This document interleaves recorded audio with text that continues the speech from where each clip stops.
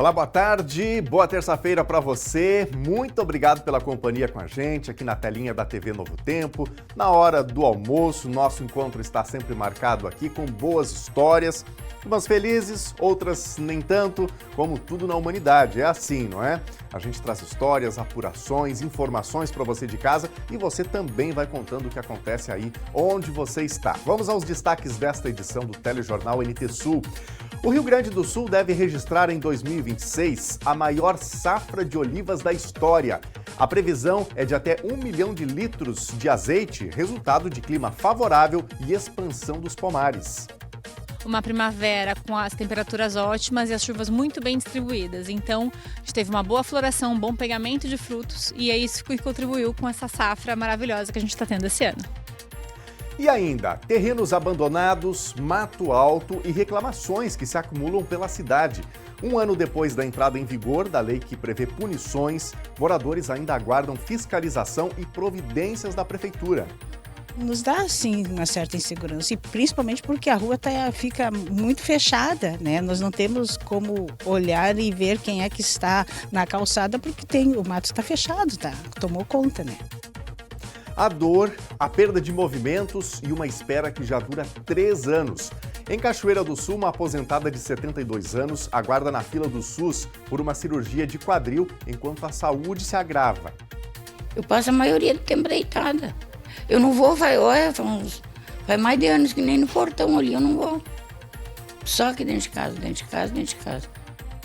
3 anos de espera. Daqui a pouquinho a gente vai trazer o que diz a Saúde Pública, a 8ª Coordenadoria Regional de Saúde aqui de Cachoeira do Sul. Então, fique de olho que a gente traz todas as informações.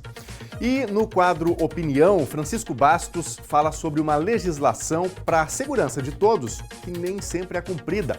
O Plano de Prevenção e Proteção contra Incêndios. E ela tem que ser cumprida para todos, ou por todos. Independente se sejam instituições privadas, de comércio, indústria, ou se sejam órgãos públicos.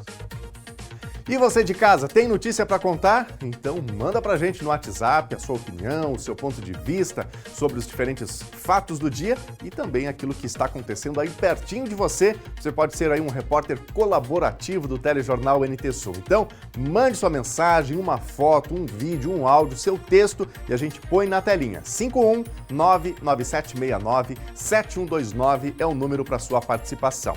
E o mesmo conteúdo que está no ar na televisão está no ar também em nossas lives. No Facebook, facebook.com/TV Cachoeira, você pode escrever pra gente na página do Face, nesta live, ou ainda no canal do YouTube, youtube.com/TV Cachoeira Novo Tempo. O NT Sul desta terça está no ar.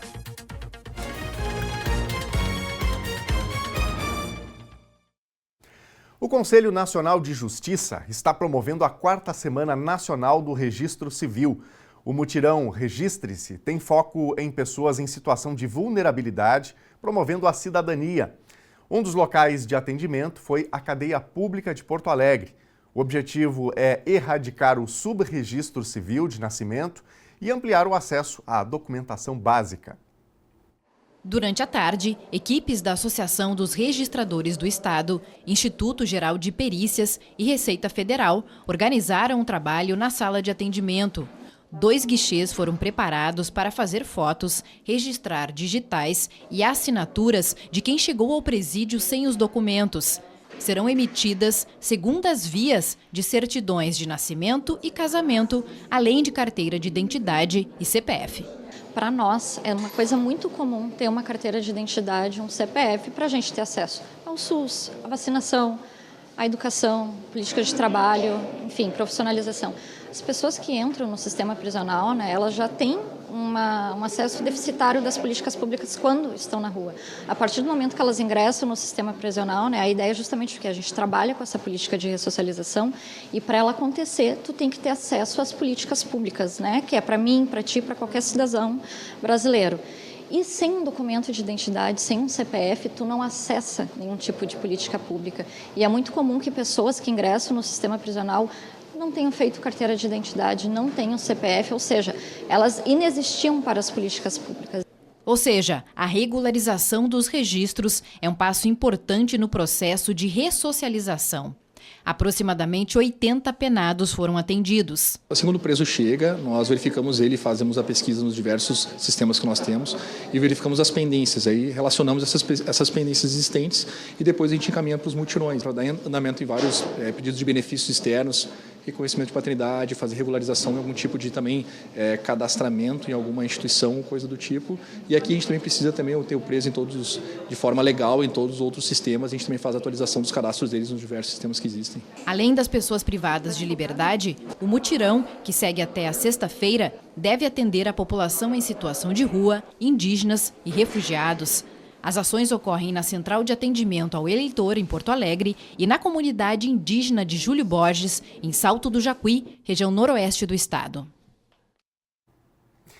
E na próxima sexta-feira, dia 17 de abril, acontece no município de Triunfo a 14ª abertura oficial da colheita da oliva. A safra gaúcha 2026, que está na fase final de colheita, está se confirmando como a maior de todas e deve resultar em até 1 milhão de litros de azeite de olivas.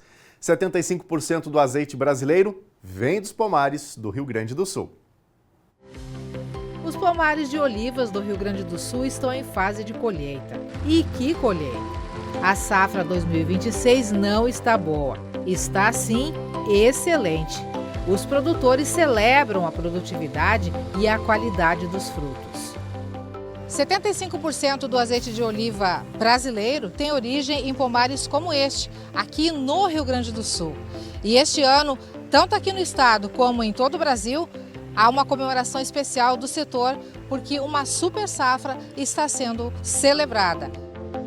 Em todo o Rio Grande do Sul, mais de 110 municípios cultivam olivas e, segundo a Secretaria Estadual da Agricultura, são mais de 6 mil hectares cultivados que, neste ano, deverão resultar na recuperação do setor e em uma super safra.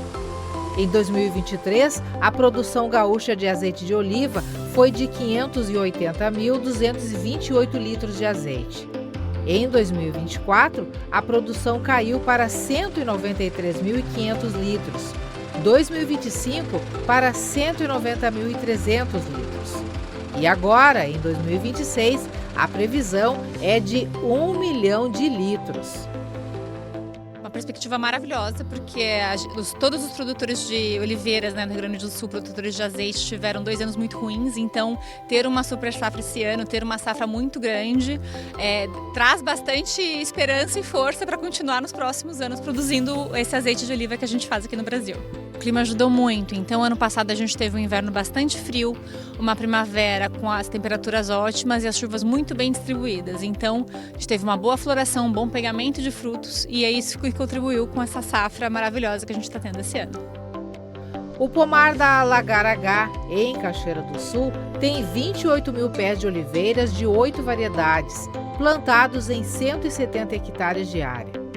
A cada 2, 3 anos, o pomar, que foi plantado em 2014, se amplia ao receber novas áreas de plantio. A primeira safra foi colhida no ano de 2020. Atualmente, os 3 meses de colheita, entre fevereiro e abril, envolvem, além de maquinário, a mão de obra de até 30 trabalhadores. Segundo a Glenda, a previsão é colher do pomar 400 toneladas de azeitonas, que resultarão em 40 mil litros de azeite de oliva. O setor industrial da empresa trabalha quase que ininterruptamente, processando o que chega do pomar. Frutas que são separadas de folhas e impurezas e higienizadas. Uma sequência de processos automatizados com altos padrões para chegar ao produto final. E por aqui, a Glenda conta que antes de colocar o azeite no mercado e para a venda, houve testagens e experimentos para lapidar o produto e então receber o aval de especialistas. Os vários troféus nacionais e internacionais comprovam e validam a qualidade da prata da casa, que na verdade é ouro. Para a Glenda, a super safra de olivas no Brasil deve ser incentivo adicional para que o azeite brasileiro seja mais reconhecido e consumido pelos próprios brasileiros. A gente faz um trabalho de formiguinha, a gente faz muitas degustações, a gente ensina no Instagram de qualquer marca, na internet, no site de qualquer marca. O consumidor tem acesso a essas informações, mas assim, provar, né, pegar azeite da gôndola, ver que é brasileiro, levar para casa, provar e sentir a diferença. Né? É só assim que ele vai entender que esse azeite de fato é bom. A gente tem esse complexo de vira-lata do que a gente faz não é tão bom, né? E a gente pode dizer que a gente faz um dos melhores azeites do mundo. E isso tem que ser motivo de orgulho e de usar de fato esse produto, que aí tu vai conseguir incentivar cada vez mais produtores a produzirem e aí termos de fato uma distribuição boa desse produto. Porque por mais que seja uma super safra de 1 milhão de litros, isso não corresponde a 1% do azeite que a gente consome do Brasil. Então a gente tem muito espaço e tem muito para crescer. Só que a gente precisa que o consumidor peça por esse produto, que a gente tenha incentivos para poder continuar fazendo esse produto.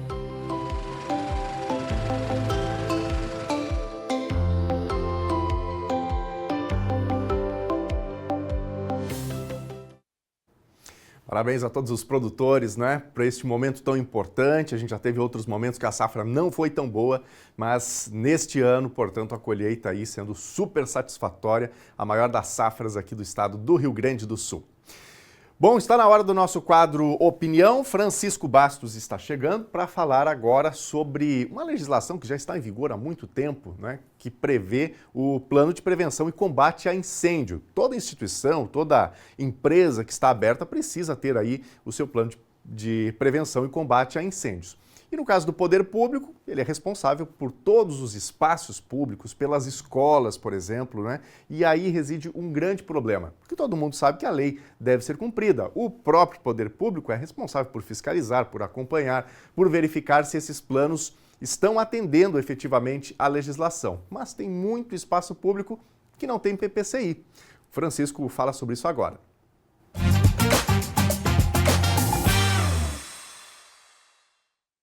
A gente tem ouvido falar muito na questão dos PPCIs, que são os Planos de Prevenção e Proteção contra Incêndios. Eles têm uma importância enorme para que a gente, como o nome está dizendo, seja protegido em relação a esses problemas relacionados com fogo, mas de segurança de maneira geral. Tudo isso veio mais à tona com a tragédia do Boate Kiss, lá em Santa Maria, que entre mortos e feridos chegamos a quase 900 pessoas. Foi uma tragédia, sem dúvida nenhuma, especialmente ceifando as vidas de muitos jovens. Então houve, naturalmente, uma comoção e os gestores, os políticos, enfim, fizeram todo um processo de legislação mais rigorosa para a abertura de qualquer instituição, seja pública ou privada, para lojas, enfim. No início, muitos que eram contrários a essa legislação rigorosa não tiveram espaço para colocar que eram contrários. Ficaram, né, quietos, enfim. Mas à medida que o tempo foi passando, eles conseguiram fazer com que aquela legislação ela fosse sendo modificada, alterando os prazos, as metragens. E hoje ela já é uma legislação muito diferente daquela que tivemos. Então, o que nós temos hoje em termos dessa legislação? Nós temos as exigências, há normas para isso, para abertura de estabelecimentos, só que tem um problema que incomoda muito. Há rigorismo em termos de legislação, mesmo que não seja aquela ideal, a que tivemos já há um tempo atrás, mas mesmo assim os fiscais, os agentes de fiscalização, eles multam, eles não liberam os alvarás, enfim, fazem a fiscalização como deveria ter sido feita. Só que nós temos aí um agravante, digamos assim. Isso é muito feito em cima da iniciativa privada. E os órgãos públicos, eles são deixados numa outra lacuna. Basta ver que qualquer fiscalização pequena que seja feita em pós-saúde, escolas, órgãos regionais, e dos 3 níveis de poder, elas apresentam uma série de problemas e que estão expondo a população que ali se encontra. Manzá é dito, né? Não, mas foi feito, está sendo feito o PPCI, nós estamos encaminhando, tudo no gerúndio, né? Para não ser cobrado. E, lamentavelmente, ficam as pessoas expostas a situações que não se justificariam mais e que são de responsabilidade do poder público. O que nós podemos fazer, enquanto cidadãos? Nós observarmos os locais que nós vamos, onde vão os nossos filhos, nossos netos, creches, escolas, pós-saúde e assim por diante, se lá existe o PPCI. Eu imagino que esse questionamento sendo feito, a grande maioria das respostas será estamos providenciando. Já estamos providenciando. Mas enquanto isso, nós seguimos aí expostos a este grande problema. Não adianta nós termos a legislação se ela não é cumprida. E ela tem que ser cumprida para todos, ou por todos. Independente se sejam instituições privadas, de comércio, indústria, ou se sejam órgãos públicos. Até diria que os órgãos públicos teriam que dar o exemplo. Eles não poderiam não ter esses equipamentos, esses planos, digamos assim, colocados, porque o exemplo tem que vir de casa. É uma situação sempre incômoda, porque não erra uma fiscalização, mesmo que não seja muito profunda, e apontar esse problema e sem solução, porque acaba esquecendo e fica tudo do jeito que está. A questão da Kiss, que foi um episódio de triste lembrança, ela não pode ser esquecida em nome de ajustes que sejam feitos ou de simplesmente aquele velho carteiraço político que acaba prejudicando a população no seu conjunto. Boa tarde.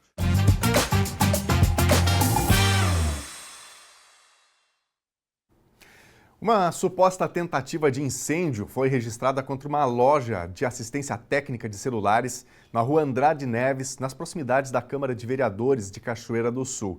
Segundo informações repassadas pelo Corpo de Bombeiros, um indivíduo teria utilizado um coquetel Molotov, que é um artefato incendiário caseiro que provoca fogo ao entrar em contato com o alvo.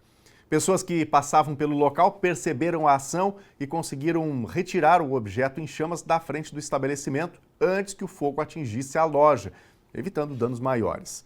Após a tentativa, o suspeito fugiu correndo e foi localizado pela Força Tática da Brigada Militar. O caso vai ser investigado pelas autoridades competentes. Cachoeira do Sul registrou a primeira internação de 2026 por influenza. A confirmação ocorreu ontem por meio de um comunicado da Diretoria de Vigilâncias em Saúde, DVS. A paciente de 80 anos não havia recebido a vacina da gripe e foi diagnosticada com síndrome respiratória aguda grave, que resultou na internação no Hospital de Caridade e Beneficência. Vamos ver recadinhos por aqui, a sua participação, a sua notícia, a sua informação na telinha da TV Novo Tempo, a sua opinião também sobre os diferentes fatos do dia. Quer fazer o NT Sul junto comigo aqui? Mande sua mensagem então para o nosso WhatsApp 51997697129. Aliás, muitos desses conteúdos que a gente coloca ao ar, eles são fruto dessa troca que a gente faz aqui diariamente com a nossa audiência. Daqui a pouquinho a gente vai ter uma reportagem falando sobre uma legislação que está em vigor há algum tempo em Cachoeira do Sul, que é aquela lei para fiscalizar os terrenos, né? Todo proprietário sabe que é de sua responsabilidade fazer a limpeza, manter em ordem, não deixar lixo acumulado. Mas tem muita gente que não cuida, né? Fica ali o terreno com mato crescendo muitas vezes, bichos proliferando.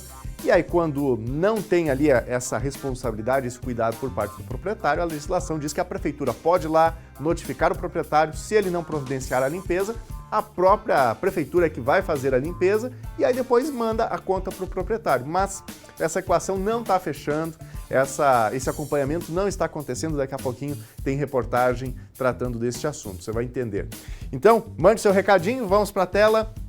Matheus Martins está participando. Será que a prefeitura tem algum projeto para a rua Emiliano Antônio Costa, que está em estado crítico? Entra governo e sai governo e ninguém toma uma providência, diz aqui o Matheus. Olha aí a situação, né?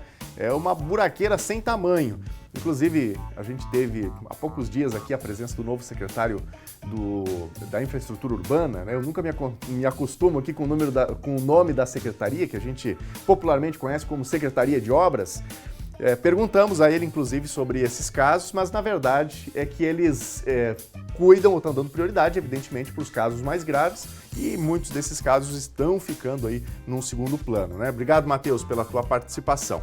Quem mais? A Kate está participando. Minha gatinha sumiu na rua Andrade Neves, esquina com a Liberato Salzano. Atende pelo nome de Hermione. Meu WhatsApp é 51998325929. Então, se alguém encontrar a gatinha por aí, ver passeando perdida pela rua, né?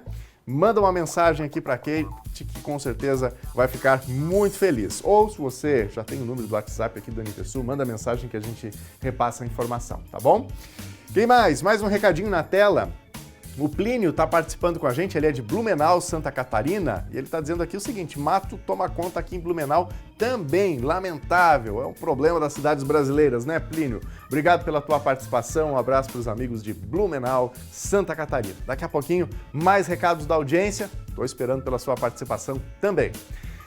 A seguir, terrenos abandonados, mato alto e reclamações que se acumulam pela cidade. Um ano depois da entrada em vigor da lei que prevê punições, moradores ainda aguardam fiscalização e providências da prefeitura. Nos dá, sim, uma certa insegurança, e principalmente porque a rua fica muito fechada, né? Nós não temos como olhar e ver quem é que está na calçada, porque o mato está fechado, tomou conta, né? A dor, a perda de movimentos e uma espera que já dura 3 anos. Em Cachoeira do Sul, uma aposentada de 72 anos aguarda na fila do SUS por uma cirurgia de quadril, enquanto a saúde se agrava. Eu passo a maioria do tempo deitada. Eu não vou, faz mais de anos que nem no portão ali, eu não vou. Só aqui dentro de casa, dentro de casa, dentro de casa. Este drama a gente conta depois dos comerciais. Continue com a gente aqui na TV Novo Tempo.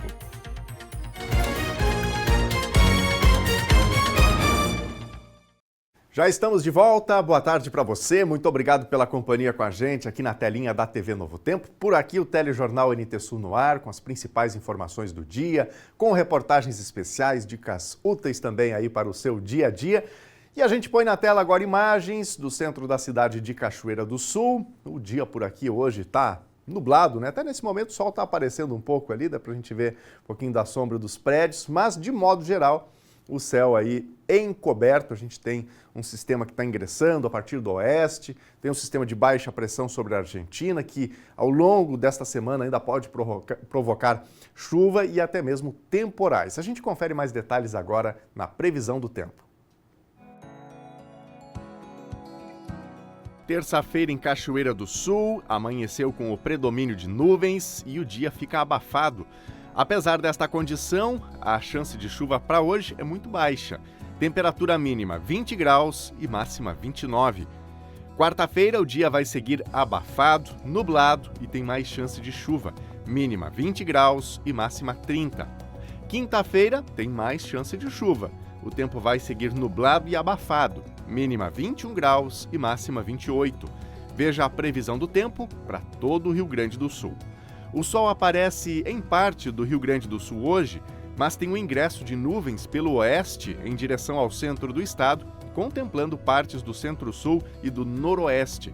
Não se descarta chuva em alguns pontos por causa da atuação de um centro de baixa pressão no norte da Argentina. A tarde vai ser quente para metade de abril, com temperaturas máximas perto e ao redor de 30 graus em muitos municípios gaúchos. Aí para o fim de semana tem chance de temporais. Vamos ver as temperaturas máximas previstas para hoje. Em Porto Alegre, máxima de 29 graus. Na fronteira oeste, em Uruguaiana, 25. Na região norte, em Passo Fundo, 26. Em Santa Maria, na região central, 27. Em Tramandaí e Torres, no litoral norte, máxima de 25 graus. 25 também em Pelotas e Rio Grande, na região sul.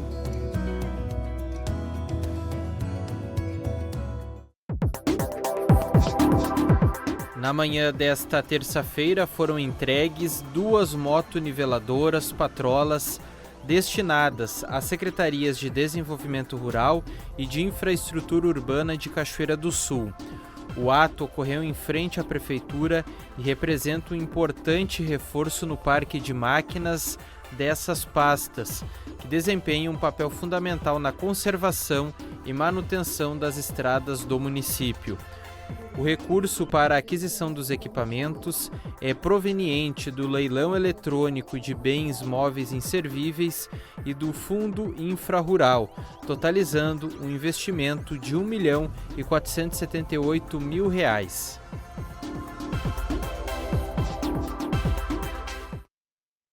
Vamos ver quem está participando com a gente. Você de casa já mandou seu recadinho? Já contou sua informação? Então, muito obrigado. Se não mandou ainda, tá na tela o número do WhatsApp para você participar. 51997697129. Vamos aqui para a telinha.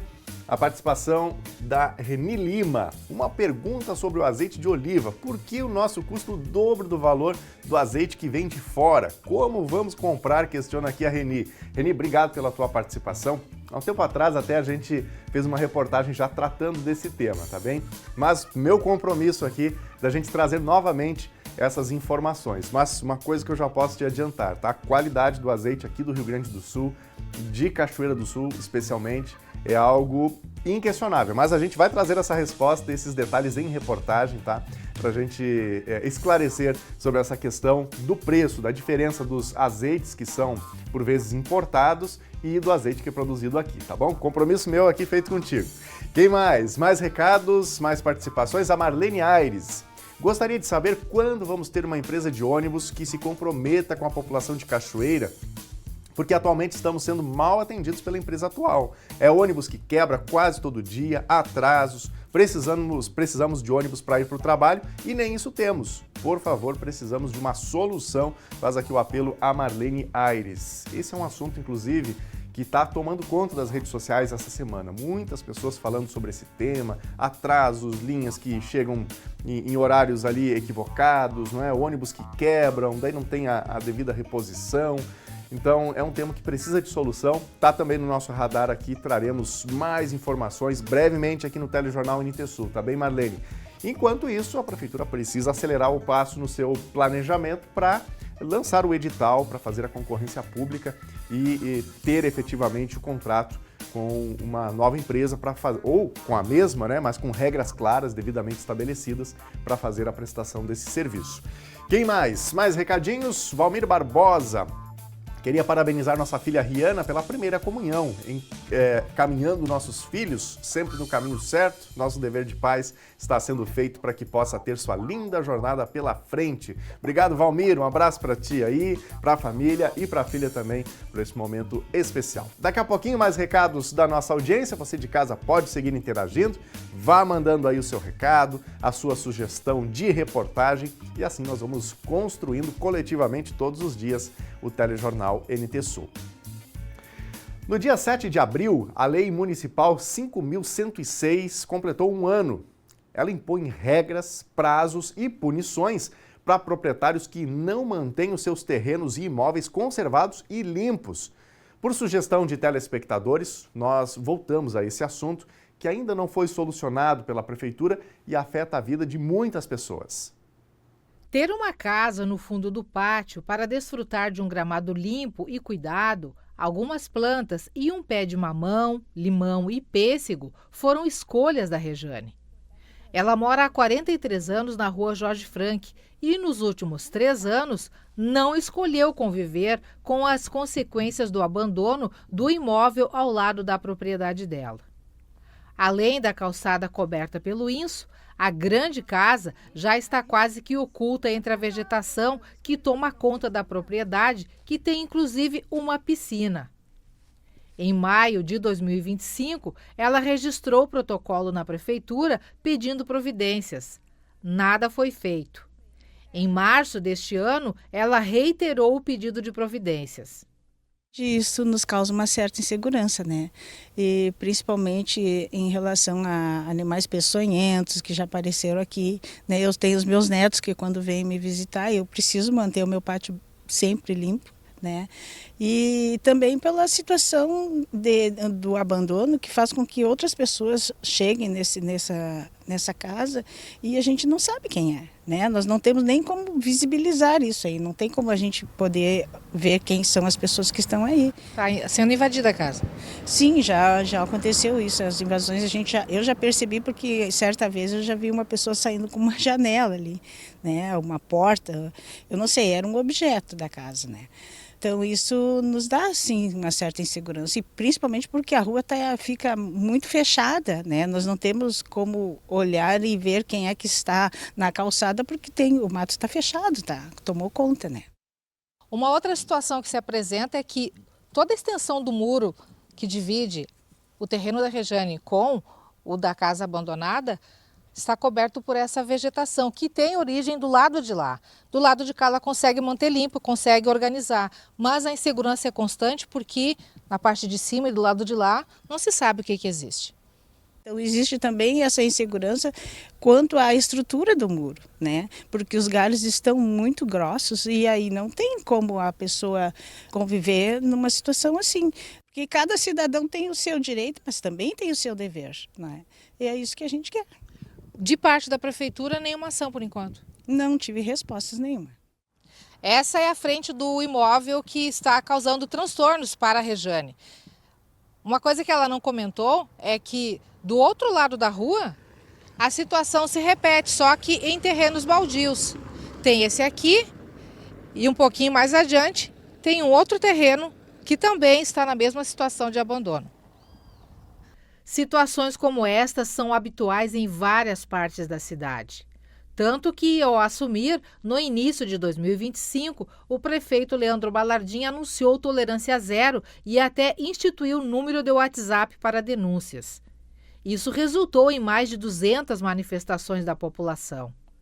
Em abril de 2025, entrou em vigor a nova lei que normatiza a limpeza de terrenos baldios, prevendo notificações, prazo de 20 dias para cumprimento das mesmas e, em caso de não cumprimento, multa progressiva, que pode se aproximar a R$2.000. A ofensiva resultou em overdose de trabalho para uma fiscalização com fôlego de apenas 2 profissionais. Passado um ano, as denúncias continuam e sem a devida resposta do poder público. Na sessão desta segunda-feira na Câmara, o vereador Edmar Garcia e a vereadora Ana Paula Melo questionaram a falta de efetividade das leis aprovadas pela Casa. No momento que nós aprovamos uma lei aqui, vereador Gilmar, nós precisamos da efetivação. E essa lei do terreno baldio, eu tenho certeza, só de uns 15 dias atrás, eu tenho uns 5 pedidos ali para que sejam limpados os terrenos. E eu tenho certeza que os colegas aqui da mesma forma. Então, que a minha preocupação é essa, que nós tenhamos a aprovação, mas também que lá na ponta nós tenhamos também a efetividade e que traga o benefício ao nosso cachoeirense. Eu protocolei um pedido de informação para saber, para ter conhecimento da efetividade dessa lei, pois a gente mesmo já protocolou vários pedidos de indicação para limpeza de terrenos e até agora nenhum foi feito. Então, como dizia na lei que caso o proprietário não fizesse, o executivo entraria em ação. Então, a gente quer saber em quais terrenos, como é que está essa situação, e estamos aguardando, então, do executivo o retorno desse pedido de informação. E por mensagem, o secretário de Infraestrutura Urbana, Rodrigo Pereira, argumenta que, embora exista uma lei, a Prefeitura não possui corpo técnico suficiente para fiscalizar em larga escala a manutenção e limpeza dos espaços urbanos. A equipe é de somente um fiscal e 2 servidores auxiliares que não têm poder de emitir notificações. Que o próximo concurso público prevê vaga para fiscal de obras e posturas, mas que as responsabilidades da função também se estendem a outros processos relacionados à regularização de obras. Ou seja, resumindo, com essa quantidade de pessoas para fiscalizar, é evidente, não é, que a lei vai ficar somente no papel, infelizmente. A gente muda de assunto agora e mostra a agonia de 4 filhos que acompanham o sofrimento da mãe, que há 3 anos espera por uma cirurgia para a colocação de prótese de quadril, único tratamento possível para o caso dela. Leontina foi diagnosticada com artrose e, ao longo do tempo em que espera pela cirurgia, vem perdendo os movimentos e autonomia. Contrariando o que prevê o Ministério da Saúde de que a espera por uma cirurgia eletiva pelo SUS não pode exceder 180 dias, a cachoeirense Leontina Nunes da Costa aguarda há 3 anos para fazer uma cirurgia de colocação de prótese total no quadril. Certamente ela não é uma exceção, já que, segundo dados do Sistema de Regulação, ainda com informações de 2025, outras 548 pessoas estão na fila de espera por procedimentos de média e alta complexidade na frente dessa paciente. E desde a inclusão do nome dela na espera pelo procedimento, a condição de saúde se agravou. Um adoecimento que afeta toda a família. Mãe de 4 filhos, ela tem uma preocupação extra: a de garantir o cuidado e atenção com o filho Volmir, de 53 anos, que tem deficiência intelectual e é totalmente dependente dela. O laudo médico emitido pelo traumatologista é claro e objetivo. Leontina tem artrose de quadril, uma doença degenerativa que causa rigidez e avança para a limitação dos movimentos, estágio em que ela já chegou. As filhas travam uma batalha pesada ao longo deste período pela cirurgia da mãe, que já foi negada inclusive em ação judicial movida pela família. A falta de clareza e informações objetivas são alguns dos desafios da família. Desesperador. A gente vem numa luta desde o ano de 2023. Tudo o que a gente podia fazer, a gente fez. No postinho a gente tem uma informação, na UPA a gente tem outra, no hospital a gente tem outra. E a gente está nessa luta aí antes que realmente seja tarde demais. Essa é a avaliação, né? De que a minha mãe não é um caso urgente. Não é urgente para quem? Para a família do juiz que disse isso, para a família do médico. Porque para mim é um caso de extrema urgência. A minha mãe está parando de caminhar. E a gente sabe, como eu te disse, que tem muitas pessoas precisando mais que a minha mãe. Mas a minha mãe é única para mim. E para mim a cirurgia dela é a mais importante. Leontina tem 72 anos e até que a artrose comprometesse de forma mais severa seus movimentos, sempre foi muito ativa. Tanto ela quanto as filhas relatam que trabalhou toda a vida. Em determinado período, atuava em 3 empregos, inclusive. Mas o avanço da doença tirou dela essa autonomia. Minha vida inteira trabalhando. Tenho 28 anos de INSS, me aposentei, continuei trabalhando. Parei agora, 3 anos atrás, quando começou as dores, eu parei, né? Me dói, a coluna tá ali os exames, eu tenho tudo desmanchada, né? Aí o quadril, a perna endurece, eu não consigo caminhar. É muita dor. E aí eu começo a caminhar, me disse o médico ali no postinho, que eu começo a caminhar e com a dor muito forte, me sobe a pressão. Aí me dá um calorão, eu tenho que me deitar. Eu passo a maioria do tempo deitada. Eu não vou, faz mais de anos que nem no portão ali, eu não vou. Só que dentro de casa. Aí quando eu preciso ir no médico, alguma coisa assim, né, as gurias me carregam. Mas sozinha não tem como.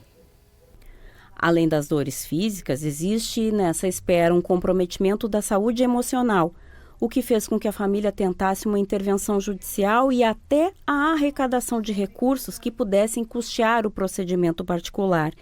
Elas lançaram uma vaquinha. A cirurgia está orçada em R$80 mil. Nem mesmo a fisioterapia indicada pelo médico para amenizar as dores que Leontina vem sentindo ainda foi liberada pelo SUS. Elas aguardam a liberação há 3 meses para que ela comece o atendimento. A gente entrou judicialmente, Thelma, e disseram para nós que a cirurgia da minha mãe não é urgente, o que eles precisam mais. Por que não é urgente? Para nossa família é o caso mais urgente dessa cidade. Então, a gente quer uma resposta, só isso. Ela precisa realmente dessa cirurgia para ela conseguir voltar a caminhar. né? Então, assim, tem dias que a minha mãe tá um pouquinho melhor, mas assim, aqui na nossa casa, aqui na casa da minha mãe é uma descida, então a gente se preocupa com ela descer, porque a partir do momento que a minha mãe cair, se quebrar, e daí como é que vai ser? Né? Então, realmente a gente precisa muito dessa cirurgia e é o que a gente está atrás. E se não fosse tão forte a dor, tão forte, ainda tudo bem passava, né? Quando a senhora sente essas crises mais intensas, o que a senhora faz? Para onde que a senhora vai? Para a UPA. Para a UPA, não tem outro jeito. Porque aqui no postinho tem que marcar consulta, marcar ficha, né? E aí a gente vai para a UPA. Ele faz a injeção, vai, faz...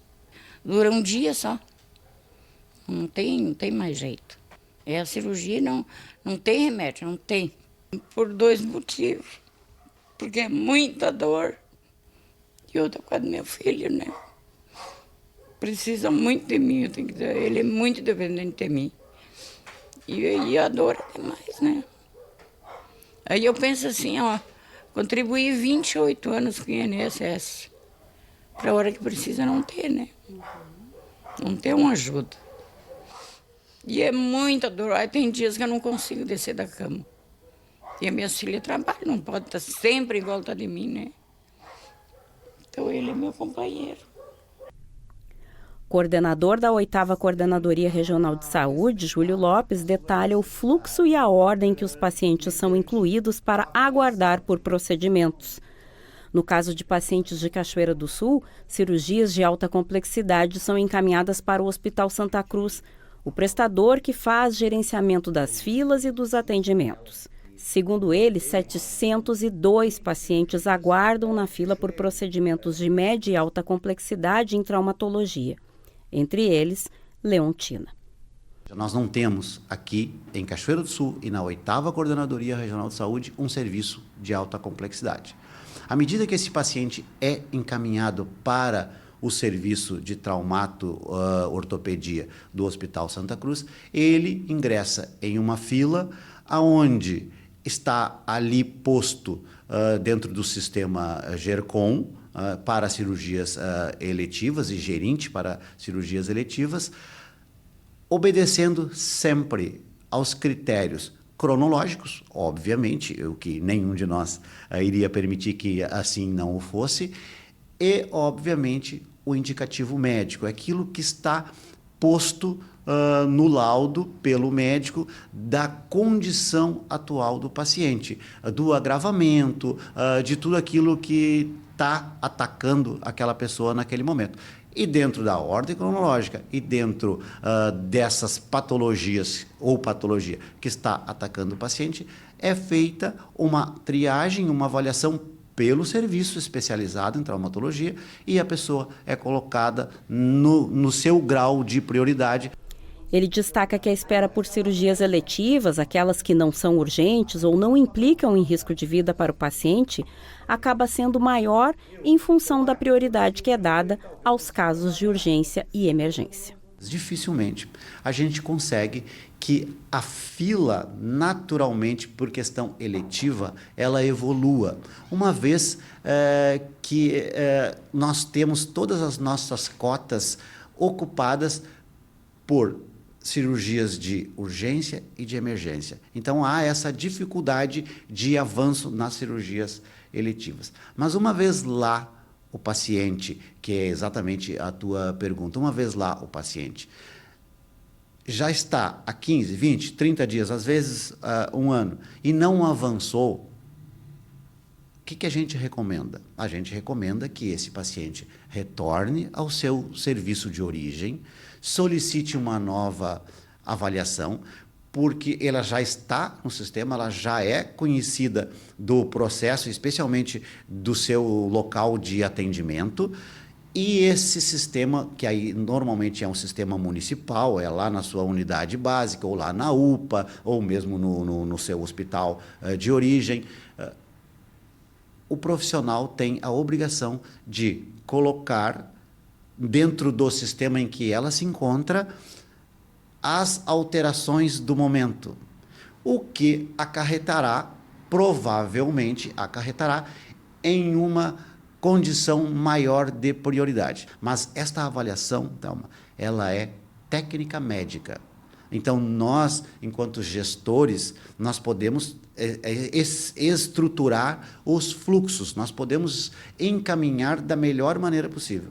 Mas a técnica médica, para nós, gestão, ela é indiscutível.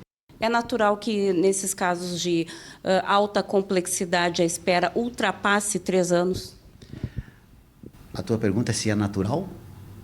Não, Thelma, não é natural.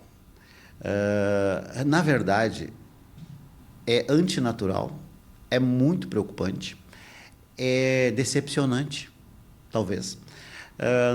E, às vezes, a gente pode até dizer o que eu vou dizer e alguém olhar assim, sem nenhum sentido. Nós, Thelma, há mais de 4 anos, aqui na 8ª Coordenadoria, trabalhamos este assunto mensalmente, porque nós sabemos, sim, dessa dificuldade. O governo do Estado sabe, sim, dessa dificuldade. A gente já pediu ajuda para deputados, a gente já teve conversas com a nossa secretária de Estado, Arita Bergman, que agora se afastou por uma questão dela, né? Mas a equipe permanece e toda a equipe da Secretaria Estadual de Saúde é ciente, e até mesmo o Ministério da Saúde é ciente da preocupação que temos com esta longa fila que nós temos, especialmente em traumatologia de alta. Nós ainda não conseguimos um caminho para evolução em termos de agilidade desta fila, muito em cima de ser um serviço altamente custoso financeiramente, muito oneroso. É um serviço que requer um grupo de profissionais muito diferenciados. Esta fila que a gente tem hoje, de 702 pacientes no total, ela é uma fila que se subdivide entre pacientes da alta complexidade, oriundos da 8ª Coordenadoria, pacientes da alta complexidade, oriundos da 13ª Coordenadoria, e pacientes da média complexidade, oriundos da 13ª Coordenadoria Regional de Saúde. Então, não necessariamente quem está lá no número 549 é o 49º paciente a ser atendido, porque esta fila ela é trabalhada internamente pelo hospital dentro da subespecialidade. Então, obviamente, um paciente que está lá nesta condição pode estar bem mais à frente e sempre pode, obviamente, utilizar o sistema e solicitar nova avaliação e fazer com que esta avaliação, uma vez constatado o agravamento da sua condição, que isto seja lançado no sistema para uma revisão da sua situação na fila.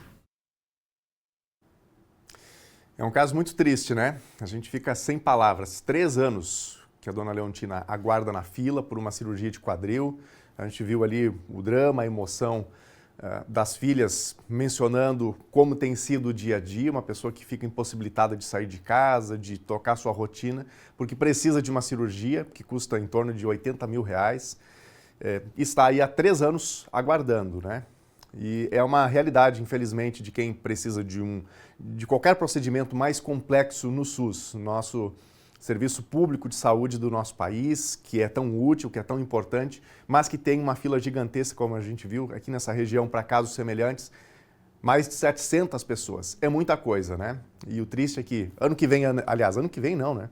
Este ano é ano eleitoral, mas dificilmente a gente vai ter uma discussão que passe pelas questões que são próprias, que são necessárias, de uma forma séria. Provavelmente teremos ideologias para cá, ideologias para lá, e infelizmente as ideologias não curam pessoas, não destinam recursos para a saúde. Vamos para a tela? Agora recursos não, né? Agora a gente tem participações aqui dos nossos telespectadores e boa parte das mensagens falando de uma outra legislação que não está funcionando aqui no município, que é aquela questão dos terrenos que estão aí baldios, né? Com mosquitos, bichos de toda ordem proliferando. E aqui a mensagem desse telespectador anônimo diz o seguinte: sobre a limpeza dos terrenos, o que fazer quando os vizinhos colocam sobras de obras ou de podas em terreno particular? Pois é, não deveria, né? A pessoa até pode depositar, não sei se o terreno que o telespectador se refere é o próprio terreno de quem está fazendo uma manutenção ali, uma poda. Talvez por um período curto a pessoa pode fazer isso, mas tem que dar o destino adequado, né? E se é no terreno do vizinho, menos ainda, né? Não pode. Então é importante aí ter esse cuidado, as pessoas têm que se conscientizar, né? Porque também tem um outro lado, a gente cobra bastante aqui o poder público nesse sentido, que a prefeitura tem que fiscalizar, é verdade. Mas também tem uma questão de educação. A gente não pode também empurrar tudo para as costas da prefeitura, embora tenha a legislação, a prefeitura mesma que criou a tal da legislação, agora tem que cumprir. Mas a gente também precisa da conscientização de dar o descarte, o destino adequado, né, para os resíduos aí dos nossos terrenos, das nossas obras. Quem mais? Mais recados? O Cláudio Roberto. Olha o estado da rua Borges do Canto, bairro Dreves. Os proprietários foram embora e abandonaram o terreno. E aí ficou, né, o mato tomando conta e os vizinhos que lutem, né? Essa é a realidade. Obrigado, Cláudio, pela participação. Quem mais? Mais recados aqui. Dida. Moro faz pouco tempo na rua Ramiro Ramos Chaves, bairro Ponte Verde, onde tem um terreno baldio muito sujo. Os ratos estão invadindo a minha casa, diz aqui. Então é isso, né? Então quem é proprietário, quem tem aí o seu terreno, de repente comprou para fazer um investimento, vai vender um pouco mais tarde, tem que ter essa consciência de que, na medida em que está guardando um negócio ou algo assim, tem que fazer a manutenção, vai ter também uma despesa com isso, né? Não pode criar aí um problema para a vizinhança. Quem mais? Mais recados? O outro telespectador diz aqui o seguinte: aqui no lado da minha casa tem 3 terrenos imundos e todos têm moradores. Você não tem noção dos bichos que aparecem. Se você falar alguma coisa, eles acham ruim ainda. É exatamente essa questão. Muitas vezes até pode levar ali um conflito, uma animosidade entre vizinhos, né? Porque é aquela situação constrangedora. Aí você vai bater na porta lá do vizinho para dizer: ô vizinho, tem que limpar o seu terreno. Complica, né? Então, a gente também abre aqui esse espaço para discussão para justamente trazer essa questão de conscientização que é necessária, né? Uma vez que a pessoa não limpa, vai gerando problemas aí para toda uma região. Quem mais? Mais recadinhos? O Francisco, em nome da Associação de Moradores do bairro Quinta da Boa Vista, agradeço pelo trabalho realizado na rua João Santa Bárbara, bairro Quinta da Boa Vista. Olha aí, ó, ficou bonita a rua, né? Que esses serviços possam chegar também a outras ruas, a outros bairros, como a gente demonstra aqui normalmente a necessidade. Obrigado, Francisco. Quem mais? O Paulo está participando. Minha esposa toma este remédio. Quando vai na farmácia do SUS para pegar, nunca tem. Ela faz tratamento a tempo. Esta é outra dificuldade aí da saúde pública, né? Que é quem faz o uso de medicamentos contínuos, precisam ter a disponibilidade de forma contínua igualmente, né? Obrigado, Paulo, pela tua mensagem aí. A Carla, quero elogiar o vereador Ricardinho pela limpeza da Praça da Soares. Ficou ótima com a nova iluminação, foi doada, né? Perfeita noite, isso junto ao secretário Dudu Moisés. Obrigado, Carla, pela participação. Ficou realmente muito bonita aí a praça, iluminada, um dos espaços mais frequentados aqui de Cachoeira do Sul. Muito obrigado a você de casa pela participação, pelo carinho, pelo seu recado, pela sua sugestão de reportagem. Assim nós vamos juntos todos os dias tratando das nossas celebrações, das nossas dificuldades, daquilo que é a realidade da nossa população. O NT Sul fica por aqui. Até amanhã. Tchau.